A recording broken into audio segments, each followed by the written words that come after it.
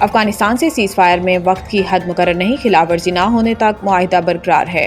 وزیر دفاع خواجہ محمد آصف نے کہا کہ سیز فائر معاہدے میں یہ بہت واضح طور پر بیان کیا گیا تھا کہ کوئی دراندازی نہیں ہوگی، ٹی ٹی پی کو افغان سرزمین پر کوئی سہولت فراہم نہیں کی جائے گی۔ خواجہ آصف کا کہنا تھا کہ ہم بار بار یہ بات دہراتے رہے اور ظاہر ہے کہ افغانستان اس بات سے انکار کرتا ہے۔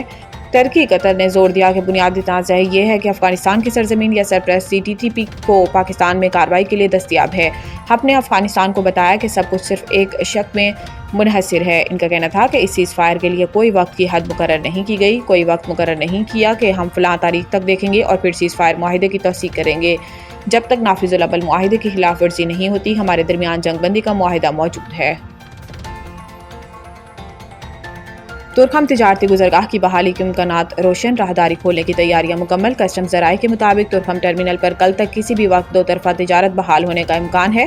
اس مقصد کے تحت گزشتہ روز کسٹمز کا عملہ تورخم ٹرمینل پر تعینات کر دیا گیا ہے، جبکہ کارگو گاڑیوں کی کلیئرنس کے لیے اسکینر بھی نصب کر دیے گئے ہیں۔ پاک افغان کشیدگی کے باعث تورخم تجارتی گزرگاہ گزشتہ 9 دنوں سے آمد و رفت کے لیے بند ہے، جس کے نتیجے میں تجارتی سرگرمیاں مکمل طور پر معطل ہو چکی ہیں۔ اس بندش کے باعث کارگو گاڑیوں کی لمبی قطاریں لگ گئی ہیں اور امپورٹ ایکسپورٹ سمیت ٹرانزٹ ٹریڈ کی ہزاروں گاڑیاں بھی پھنسی ہوئی ہیں۔ واضح ہے کہ پاکستان افغانستان کو سیمنٹ، ادویات، کپڑا، تازہ پھل اور سبزیاں سمیت مختلف اشیاء برآمد کرتا ہے، جبکہ افغانستان سے کوئلہ، سوپ سٹون، خشک و تازہ پھل اور متعدد دیگر اشیاء درآمد کی جاتی ہیں۔ تنخواہ دار طبقے نے ہول سیلرز، ریٹیلرز اور برآمد کنندگان کے مجموعی ٹیکس سے دگنا ٹیکس ادا کیا۔ رواں سال کی پہلی سہ ماہی میں تنخواہ داروں سے 130 ارب روپے کی وصولی ہوئی۔ دوسری جانب جائیدادوں کے انتقال 60 ارب، برآمد کنندگان سے 45 ارب، تھوک فروشوں سے 146.6 ارب اور ہول سیلر سے 11.5 ارب روپے حاصل کیے جا سکے ہیں۔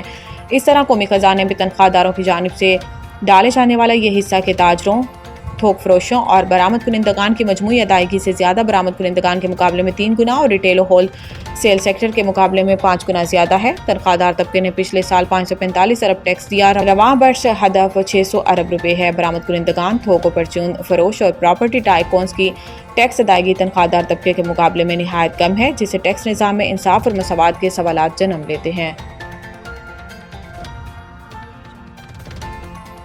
علی امین گنڈاپور کے ناقابل ضمانت وارنٹ گرفتاری جاری، گرفتار کر کے پیش کرنے کا حکم۔ اسلام آباد کی عدالت نے سابق وزیر اعلیٰ کے پی کے علی امین گنڈاپور کے وارنٹ گرفتاری جاری کر دیے۔ اسلام آباد کے ڈسٹرکٹ اینڈ سیشن کورٹس میں جوڈیشل مجسٹریٹ مبشر حسن نے سابق وزیر اعلیٰ خیبر پختونخوا علی امین گنڈاپور کے خلاف شراب و اسلحہ برآمدگی کیس کی سماعت کی۔ کیس کال ہونے کے باوجود علی امین گنڈاپور آج عدالت میں پیش نہیں ہوئے، جس پر عدالت نے مسلسل غیر حاضری پر ان کے ناقابل ضمانت وارنٹ گرفتاری جاری کر دیے۔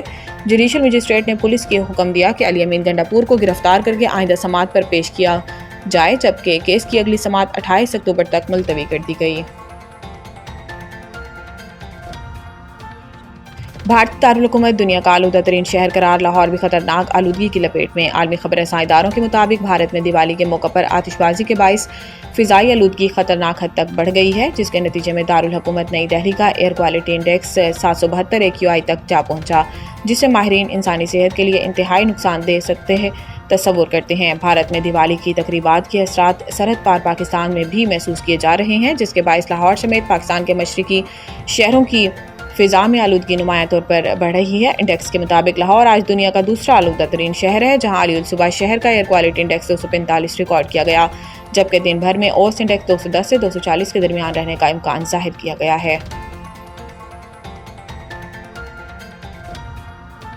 سابق کپتان مصباح الحق کو کرکٹ بورڈ میں اہم ذمہ داری ملنے کا امکان۔ اسلام آباد پاکستان کرکٹ بورڈ کی جانب سے سابق کپتان مصباح الحق کو اہم ذمہ داری دیے جانے کا امکان ہے۔ ذرائع کے مطابق پی سی بی نے چند دن قبل ڈائریکٹر کرکٹ آپریشنز انٹرنیشنل کے لیے اشتہار دیا تھا اور اب بورڈ کی جانب سے مصباح الحق کے اس عہدے پر تقرری کا امکان ہے۔ ذرائع کا بتانا ہے کہ اشتہار میں اہلیت کے لیے پہلی مرتبہ سابق ٹیسٹ کرکٹر یا ون ڈے انٹرنیشنل کرکٹر کی شرط رکھی گئی ہے۔